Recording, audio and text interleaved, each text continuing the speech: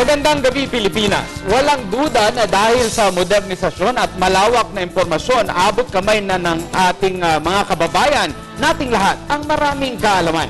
Kaugnay rito, isang solusyon ang unti-unti nang gumagawa ng pangalan sa usapin ng kalusugan at medisina. Ito ang stem cell therapy. Layo na medical process na ito na bigyan solusyon ang mga injuries at karamdaman sa katawan. Kilala na rin sa mundo ng pagpapaganda ang stem cell therapy dahil sa dermatological at rejuvenating effects nito. Ngunit kasabay po ng pagkilala sa kabutihan ng dala ng stem cell, pinangangatawanan pati ng mga tao ang iba't ibang mga bagay kasi sabi na may mga problema daw itong dala sa proseso. Ligtas nga ba ang stem cell? Tanggap nga ba ito ng ating lipunan? Ako po si Gio Dixon. Ako si Cathy San Gabriel. Ako naman po si Attorney Mark Custodes. Ngayong gabi, samahan po ninyo kami sa isang oras at kalahating paghimay sa isyong ito. Dito lamang sa Stem Cell Treatments, a PTV Special Forum.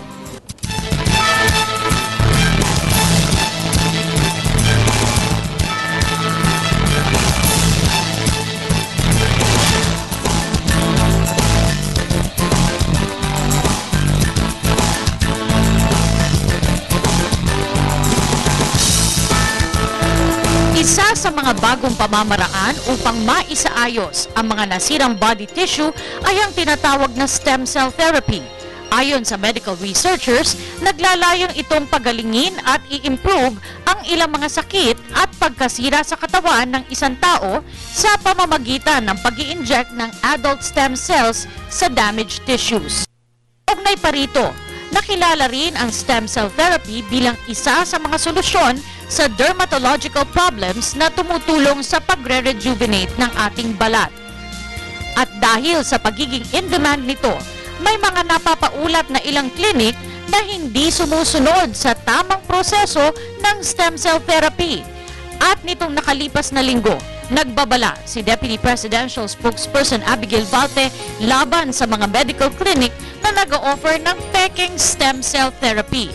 Kaakibat nito ay nag-issue na rin ng administrative order ang Department of Health upang higpitan ang rules sa mga ospital at doktor na nagsasagawa ng ganitong proseso. Ano nga ba ang stem cell therapy? Paano nga ba ang prosesong ito? At gaano ba ito kaepektibo? Tanggap na nga ba ng mga Pilipino ang treatment na ito? Muli, sama-sama nating himayin at talakayin ang maiinit na issue dito sa Stem Cell Treatments, a PTV Special Forum.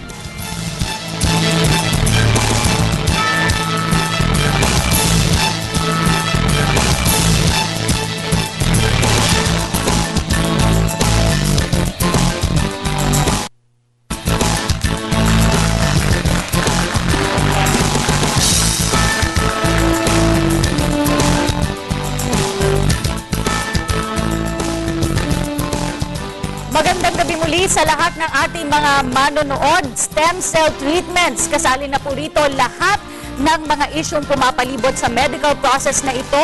Lahat ng yan, pag-uusapan natin ngayong gabi, Attorney Mark. Dapat lang at hindi lamang po mga isyong pambansang politikal o mga legal issues pinag-uusapan natin dito sa ating mga special forum, kundi pati itong medical ngayong araw na ito. At dahil ito ay usaping science na marahil hindi madaling intindihin ng mga ordinaryong mamamayan, importante pag-usapan natin kaakibat yung ating mga eksperto. Alam mo kasi Mark, maraming mga politiko ang nagsasabing itong treatment na ito nakapagpagaling sa kanilang mga sakit. Kaya marami sa ating mga kababayan ang gustong mag-avail ng stem cell treatment. Ngunit ang Malacanang nitong nakaraang mga linggo ay nagsabi sa ating mga kababayan, nagbabala na mag-ingat din kung saan sila magpapagawa nito dahil hindi daw lahat ng mga establishmento ay kaya itong ganitong klase ng treatment. Right. Kung meron kang problema sa regulasyon, ang proseso ba tama? Standard na ba? Skilled ba yung ating mga doktor? Ethics issues nito. Yan at iba pa pag-uusapan natin ngayong gabi. Kaya Mark, pakilala na natin ang ating mga panauhin ngayong gabi mula po sa Department of Health. Siya po ay consultant for non-communicable disease, Dr. Tony Liachon. Magandang gabi po. Magandang gabi, Cathy, Attorney Mark, Dr. Tony Liachon, Department of Health. Kasama po natin Dr. Leo Olarte, President, Philippine Medical Association. Magandang hapon po sa inyong lahat at sa lahat mga tagapakinig at tagapanood sa buong mundo. At mula naman po sa Philippine Society for Stem Cell Medicine, Dr. Christian Emmanuel Mancao. Magandang gabi ho sa inyong lahat at sa mga discussions today. Good evening ho. At dito po sa kaliwang banda, kasama po natin, she's the Medical Director of the Asian Stem Cell Institute, Dr. Cristina Puya. Magandang gabi po sa inyong lahat. At si Ms. Cynthia Carrion, siya naman po ay former Undersecretary ng Department of Tourism at President ng Asian Holistic Medical Alliance. Kasama rin po natin ngayong gabi. Magandang gabi sa lahat, sa inyong lahat. Okay, dahil nga bago sa ating pandinig itong treatment na ito, stem cell treatment, ano nga ba ito? That's right. Oo. Mahalagang tanongin natin, siguro mismo mula dun sa Philippine Society for Stem Cell Medicine, ang chairman nila, si Dr. Mancao. Ano nga po ba ang stem cell treatment, Dr. Mancao? Paraan to para yung katawan natin ay mag-heal itself. Kasi yung stem cell ang repair cell ng katawan natin. Now, kapag gumagana lang yon from birth hanggang tatanda tayo, hindi talaga tayo tatanda. But because of stem cell failure, yan, makita mo na, at 40, di ba, life begins to deteriorate at 40. Nakalimutan natin yung to deteriorate. So, hindi totoo yung life begins at 40? To deteriorate nga. Nakalimutan lang natin yon. So, the stem cells repair the body. They're the ones that maintain the body and regenerate the body. Saan po, Dr. Leo Olarte, nahanap itong tinatawag na stem cell at paano siya nagiging gamot from being a part or an element of the human body? Well, ang sinasabi nila, ito'y nag-umpisa sa Greece. Ang mga doktor doon ay gawa ng research at nalaman nila na ang stem cell pala ay tinatawag na mother cell. And it was also discovered na ito pala ay nakakatulong sa ating katawan for maintenance, repair, and rejuvenation. Ang question ko, Cathy, saan nahahanap itong stem cell? Saan buhok ba ito? bahagi Nasa ng kamay? katawan ba natin ito nahanap, Dr. Olarte?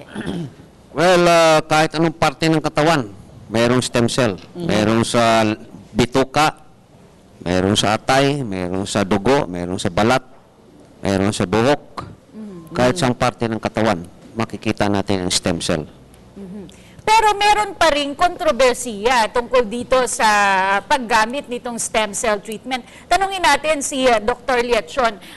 Marami rin po kasi ang nag-endorso nito at marami rin po ang nagsasabing hindi naman daw po talaga makagagamot ng lahat ng sakit itong stem cell therapy. Saan po ba nanggagaling itong pananaw na ito? Yung kung saan nagdi-divide sila? Kasi from what our doctors have said, mukhang okay naman po ito. Okay. Thank you, Cathy, sa tanong mong yan.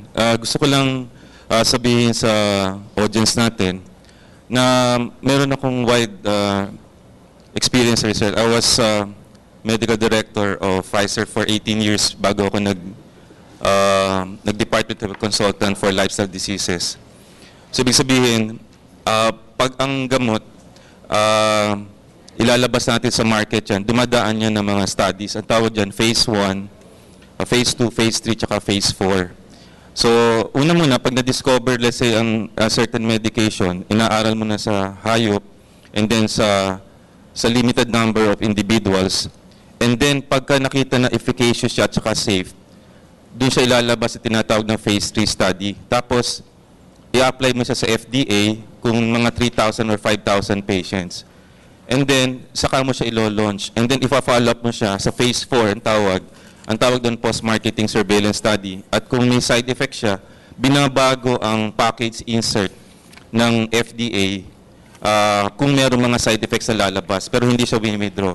So basically, Ang stem cell, dahil siya ay parang potentially can harm an individual, nasa domain siya ng Department of Health and FDA. At since ang mga devices din kasi na bihikulo niyan, nire-regulate yan ng FDA din. Anything that is potentially that can harm the patient, domain yan ng Department of Health. Ngayon, ang sinasabi indication, saan ba ginagamit dyan? Siyempre, evidence-based medicine kasi apply mo sa tao. According to the FDA sa US, its only approved indication is for hematologic malignancies. Ibig sabihin, leukemia, may certain studies on lymphoma, some few studies on chronic vascular diseases. So therefore, magkaiba po yung regulation for the availability and its indication. Kung available siya pero hindi siya regulated, ang big question mark, who can give this? Siya ba ay competent? Credible ba siya? Ethical ba siya na hindi pa na-approve sa FDA and yet gagamitin mo siya sa tao na hindi pa ginamit sa malaking pag-aaral? At ang pangatlong tanong, anong indikasyon mo ibibigay na hindi pa na-approvean in large-scale trials? A lot of kasi things na dinidiscover for cosmetic or aesthetic can actually excite the public di ba? And definitely, it's a good promotion. Pero, being man of science, lahat naman ng doktor na nandito, umaasa tayo na ang gamot or anything na ibibigay sa atin, even surgery, dapat siya effective at saka safe. Kasi you're dealing with lives of individuals. Ayun, Mark. So, doon pala nanggagaling That's yung right. kontrobersiya Pero kung saan pwedeng gamitin That's at right. kung sino ang pwedeng mag-administer. Pero I want to take a step back, Kathy, para maintindihan natin. Kasi pag sinasabing stem cell, at binanggit kanina is a mother cell, meaning galing sa katawan ng tao, at ililipat sa katawan ng ibang tao, ano yung proseso na yun, Dr. Christina Puyat? Is that parang transplant? Do you harvest it and inject it? Ano yung proseso na yun? May iba-ibang klase kasi ng transplant. Meron tinatawag na autologous, yun ang safe way of transferring. Autologous means galing sa sarili mong katawan at ipinapasok sa sarili mo ring katawan. Yun po ang tamang pamamaraan ng stem cell transplantation. Meron naman klase na galing sa animals na papunta sa human. That's called the xenotransplantation or a xenograft. Yan po ay introduction of a foreign protein papunta sa humans. Yun po ay hindi ganun ka-safe po yun. Dahil you can have spread of viral infection, pwede ka rin magkaroon ng autoimmune disease, at pwede ka rin magkaroon ng graft versus host response. Si Ms. Carion, kayo po ay gumagamit ng stem cell therapy sa inyong Asian Holistic Medical Alliance. Anong klase pong procedure ang ginagawa? Kasi nga po sabi ni Doktora, may dalawa, galing sa sarili at galing sa animal, sa sheep, no? Yun po yung popular sa Germany. Saan po nanggagaling yun sa inyong center? Do you mind if I talk Taglish? Okay lang po, okay lang po. Okay, so that I will be able to explain. First of all, I am very grateful to you for making the public know because they're all confused sila what this stem cell is all about. And me, myself, I'm not a doctor. I was, as you say, Department of Tourism, but I was in medical tourism. That's why nag-learn ako lahat ng mga iba-iba of the medical. And I recall a lot of people selling the stem cell that was not proper. That's why I'm so glad that the Department of Health is fine and Malacanang is finally rejecting all these clinics that are fly-by-night. That's not the truth. I just came from Salt Lake City, the research head of stem cell for years and years, and I talked to the #1 doctor, Dr. Patel, and he said we really have to start this properly so that nothing happens to the patient. Our clinic is for health. It's purely for health, to take care, and he wants us to be connected to a hospital. Because if your clinic is not connected to the hospital for the inpatients, we should not be accredited. The clinic should be connected to the hospital. Pero in practice po, Ms. Carion, sa inyo pong clinic, ano pong ginagamit nyo? Well, Yung galing sa sarili mismo? Yes, Galing sa of animal? course. I don't believe in the animal thing. It's sarili mismo. It's from the bone, like the doctor said. And we just do erectile dysfunction and diabetes and anti-aging and bone. Dr. Mangkaw, kung meron pa pong issues itong stem cell treatment, Ano po ang gamit at polisiya ng gobyerno ngayon so far dito sa stem cell treatment? Kung meron tayong issues doon sa proseso at sa akreditasyon ng mga doktor, gaano ka lawak na ba itong procedure na ito sa ating bansa? May guidelines naman tayo to follow tungkol dito.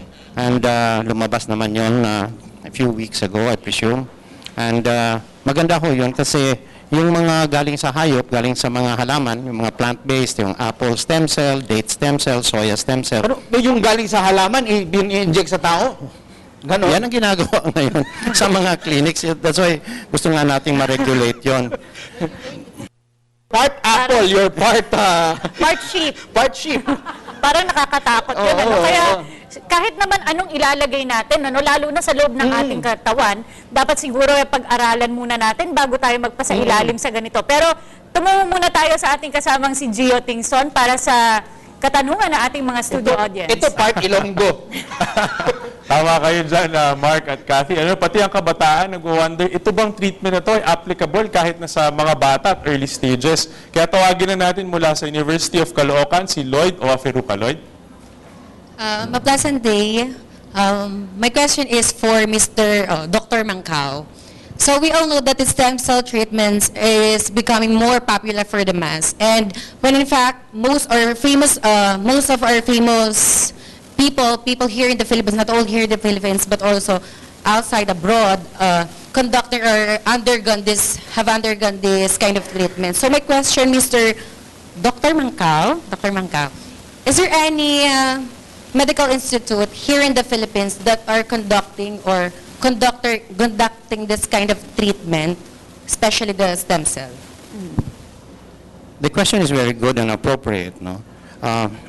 For bone marrow-based, they are hospital-based technologies. But I'm a fat-based person. Bago ako pumunta dito, since 7 o'clock this morning, 3 yung ginawa ko na stem cell. Naintindihan nyo? Fat-based. Fat-based, mabilis, madali lang. Kasi you give nearly about 200 million, 100 to 200 million activated stem cells sa pasyente in just 2 to 3 hours. Hindi ka na maghihintay ng 3 linggo bago mo ibibigay yung stem cells. Paano po yun? Galing sa fat? Since the year 2000, Zook and Associates, na-discover nila na ang pinakamarami palang mesenchymal progenitor cells nandito pala between umbilicus and genitalia. Nandun So, sa sila puson? nagtatago. Puson, okay. Sa puson. And madali lang mag-harvest ng 50 to 200 ml ng fat dyan by mini liposuction. Oh, some have 5 kilos there. Gusto mo one area. Ang dami nun. Madaming stem cell yun. So, ang trabaho ko lang naman is just to separate the stem cells from the fat cells. And the fat cells can be used for other purposes that women usually love. Lipat-lipat lang maski saan. Okay. O, siguro mo yan, Attorney Mark, 2-in-1 na. May lipo ka na, may stem cell ka pa. May follow-up yata. Sir, pero kasi diba, what you're saying is the fat, yung fat, pwede pagkuhanan ng stem cell. Pero meron din kasi, diba, popular ngayon na ginagamit, which is the bone marrow. Ano po bang mas advisable, yung coming from fat or dun sa bone marrow? Ano mas mabuting gamitin? Siguro, I would answer that on the Filipino pocket. Kasi yung bone marrow, mahal masyado yun. Hospital-based yun. I believe it should be between 2 and 4 million. Yung mga fat-based naman, mababa pa yun. Mababa yun. Very, very low. Thank you, Mr. Dr. Mangka. Okay, so depende pala. Pero in terms of effectivity, siguro iba-iba. Tawagin naman natin si Ronaldine Engo para sa kanyang tanong. So, good evening po sa lahat po ng guest. My question is for Dr. Leo Olarte po. Sir, like what Mr. Mancao said, meron na pong nagsasagawa ng stem cell treatments here in the Philippines. So, ano po ba yung mga qualifications or documents na dapat i-present ng isang tao to get that or to undergo that kind of treatment? And as an additional question, Dr. Olarte, lahat ba ng doktor ay pwedeng magsagawa nitong stem cell therapy? Under the Medical Act of 1959, lahat rehistrado na doktor ay pwedeng gumawa ng medical treatment. No? Stem cells treatment is one of the procedures that is allowed under the law. Pero ang mga doktor naman, kahit lisensyado sila, hindi naman sila basta-bastang gumagawa kung hindi naman nila kaya gawin. So, usually, ang gumagawa ng stem cell treatments are registered licensed physicians who are trained. Mayroon silang kakayahan sa pag-administer, sa paggawa ng liposuction or pagbigay ng stem cell treatment sa pasyente. Pero hindi pwede yung mga hindi doktor na lisensyado. Marami akong nadidinig na mga beautician o mga iba-ibang mga foreigner na Koreano or alternative medicine, hindi lisensyado, walang lisensya, hindi po pwede yan. Illegal practice of medicine yan. Okay. Doc, just to follow up on it, kunwari pumunta ako sa isang institusyon at sinabi ko, kaya nyo bang mag-stem cell? Anong kailangan proof or anong kailangan ebidensya or license ipakita para masabi na we administer this, we do this regularly, reputable kami? May gano'n na po bang pamantayan? Well, under the Department of Health, ang nakalagay doon, kailangan talaga na lisensyado na doktor. Ang iyong lisensya ay nakapaskil sa pader ng klinik mo para mabigyan ng impormasyon ng mga publiko ang pasyente na itong gumagawa dito ay lisensyadong doktor. Tapos paglalagay ka ng certificate doon na ikaw ay mayroong training sa pagbigay ng stem cell treatment. Kasi kahit lisensyadong doktor, hindi naman lahat sila nagbibigay ng stem cell treatment. Yung mayroon lang training. Kasi ang intention dito is that ang kalusugan at ang safety ng pasyente ay very important yan. Maraming salamat. Tawagin naman natin si James Baldonado para sa tanong. James? So, good evening po. I would like to ask Sir Dr. Mangkaw, what are the perfect body conditions po para masabing qualified na mag-undergo sa stem cell treatment, sir? In 2011, there were about 72 na illnesses, degenerative illnesses na endorsed by or approved by NIH, National Institute of Health sa Amerika, na pwedeng gawa ng stem cell therapy. Now, it's more than 100 already. So, nearly may bago na indication. But usually, yung stem cell para sa degenerative problems yun. Yung from birth, anything that you might get, stem cell therapy will work. That's why we're doing autism, we're doing Parkinson's, cerebral palsy, we're doing spinal cord injuries, brain injuries, strokes, heart attacks, osteoarthritis, diabetes, and so many more. Wow. Thank you, sir. Maraming salamat. Doc, may gusto kayong dagdag? Gusto ko lang mag-ano lang ng opinion ko doon sa tanong na yon, no? Kasi bilang nasa Department of Health, magkaiba kasi yung availability ng isang center na nandun ka, credibility, iba rin yung indication. Dapat nating sabihin, hindi sa panacea. If you look at the Webster, it's a cure-all treatment. Dapat mayroon kang substantial evidence, let's say a randomized controlled trial, para patunayan talagang epektibo yung gamot para gumastos ka ng ganong kalaking halaga. Dr. Tony? So gusto ko lang linawin po yun bilang kasi we're talking to the public, it's a great disservice to the country if we will say that this can cure all, no? I'm a man of science, I'm a cardiologist, and I think I do not want pag sinabi natin, tapos hindi ka pa nasa FDA approval, and then pinupush natin yan. And there's another thing. As a physician, I think in the act of the PMA, we cannot self-promote ourselves because it is enticing the public kasi hindi yun ethical in the first place. Ang tanong, Doc, is what could go wrong? Base Yes. kasi ito magaganda, no? Pero base sa pag-aaral din, ano po ang pwedeng mangyari kung sumablay nga yung stem cell treatment? Okay. Ang mga side effects ito could range from anaphylactic shock, pwede kang mag-infection, pwede kang hindi gumaling, pwede kang gumastos, tapos nalugi ka, wala. So, I think kailangan i-balance natin yun. No? The excitement is there because it's a science. But the world will not stop tomorrow kung hindi ka naman mag-stem cell. That's what I'm saying. Ang science natin, ang pinaka-importanting basihan natin. Kasi sacred ang buhay natin eh. I'm not a pessimist. I'm optimistic. dahil kailangan natin ng mga bagong gamot, siyensya. But I think it should be based on factual evidence and publication before we jump into it. Kasi we're dealing with lives at hindi lang naman siya piso or 10 piso, milyon ang inaabot din yan. At saka safety ng mga pasyente kinukonsider natin. So ako, nasa infantile stage siya kasi we need people, process, infrastructure. So naglabas nga ang Department ng Executive Order, meron tayong advice from Deputy Secretary Abi Balte on this one, but we need to refine and streamline this together with our stakeholders here. Kung ano bang best sa country without curtailing its availability for patients that will actually be in need of this. So kailangan we need a summit of some sort and then streamline kung anong indications mo pwedeng gamitin and then approve that. Pag-usapan mo with some experts here and then the academe and then the FDA can actually issue or the Department of Health, saan ba siya pwedeng gamitin? At kung yun ang pag-aproban na natin, another revision of some sort in a summit, dun tayo pwede. Yun lang naman ho sa akin. We need regulation for certain products na hindi tayo sure about the efficacy and safety. Hindi pwedeng testimonial of one versus, let's say, 1,000 patients na body of evidence. Magkaiba po ang testimonial. Because we know that placebo can actually treat you. You can actually be well, no? So, ako naman po, galing sa FDA at sa Department of Health, nagsasabi lang po ako kung anong nirelease ng Department of Health at saka ng Malacanang. I'm all for it kasi sila yung authority natin. But let us actually have a summit and then try to create a certain direction public. No?